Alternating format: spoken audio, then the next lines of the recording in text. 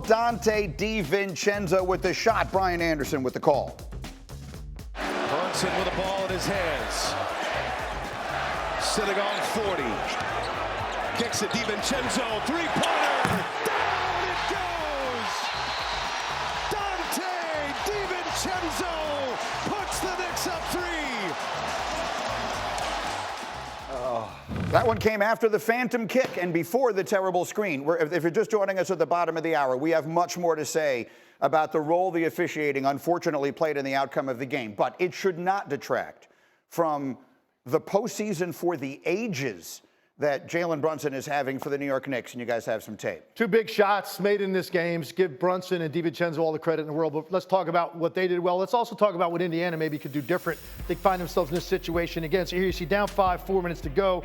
Huge possession in the game, and here we go. We're going to get this brush screen, not quite as bad as Miles Turner's, but they don't call anything here. Right. Two hands. Here comes Brunson, and here, look, they execute this switch very well. You put size on Brunson, it's fine. Now Nesmith's going to play him. Brunson tries to take him to the hole. Great job with the rotation. Miles Turner sinks down. You force Jalen Brunson now to kick the basketball back out here, and they're going to reset.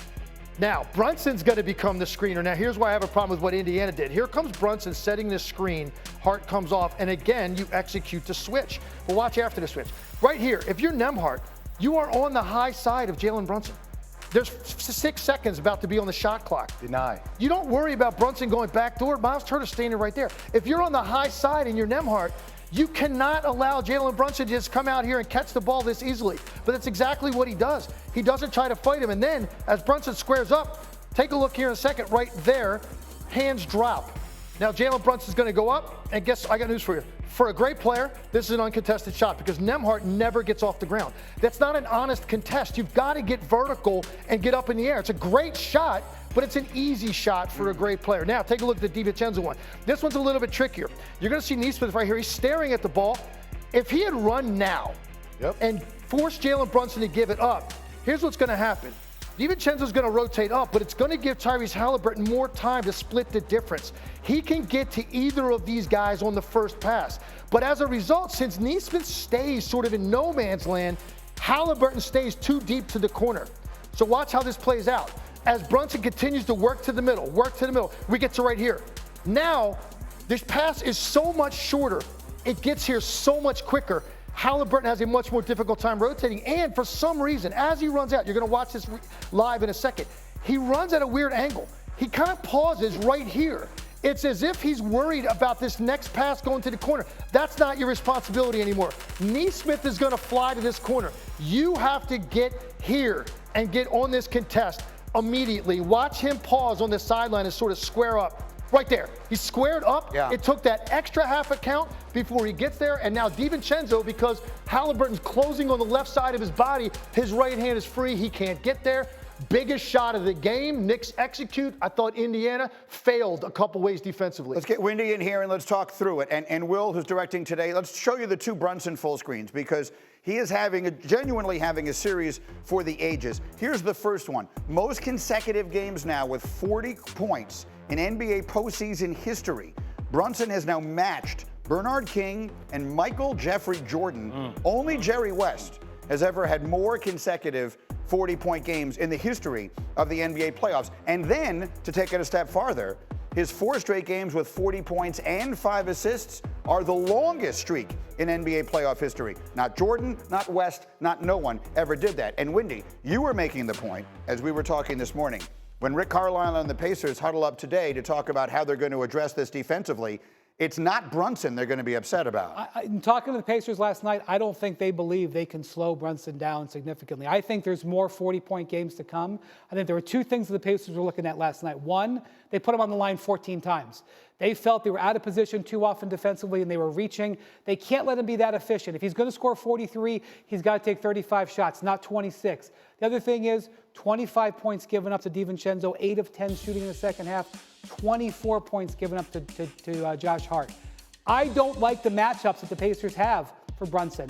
I know Nesmith is big, but he's not as big as Oubre, and I don't think he can stay in front of him. And Nembhard, I think, is too small. Rarely does Brunson have a player that he doesn't have a size disadvantage on.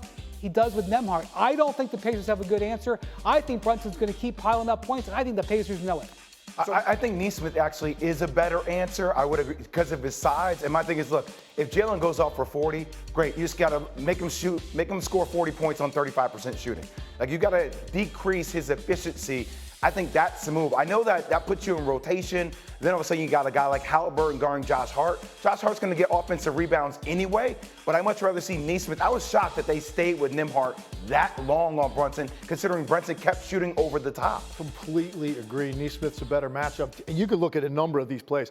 He's too small. Nembhard's a really good defender. He's got lateral quickness. Take a look at the end of a lot of these shots by Brunson. Nembhard is knocked back on his heels, and he's too small to then react at the last second and get an arm up where it's going to bother Brunson. Look, Brunson might do the same thing to Neesmith, but I think when you have this size, you have a better chance for the late contest. When Brunson gets off his feet first, he's only 6'2". You have a chance, if you're Neesmith, to at least get vertical and maybe bother him at the point of release. I don't think Nembhard is at all. I think Jalen Brunson is salivating watching a guy that size try to guard him. We're not here for the beginning of the conversation on our program this morning. There were two very, very controversial moments in the final minute of this game that go a long way towards deciding the outcome. We hate it when that happens. It's not what we want to do and come in here and talk about the officiating, but it is impossible to ignore. So go ahead, Will, and roll them here in whichever order you want, because they both come in critical moments. This is the illegal screen that they call on Miles Turner. You can hear the reaction from the guys in the room here.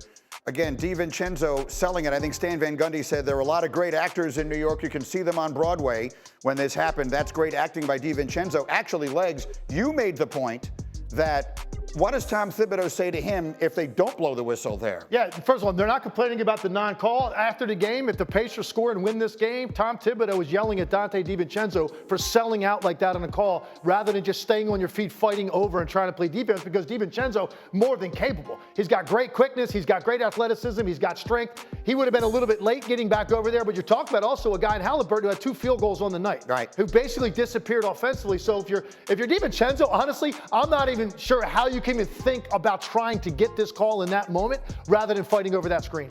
Two things I'm going to say. One, Miles Turner is the Pacers' leading scorer last night. He's a very capable three-point shooter. He's wide open for a 3 here.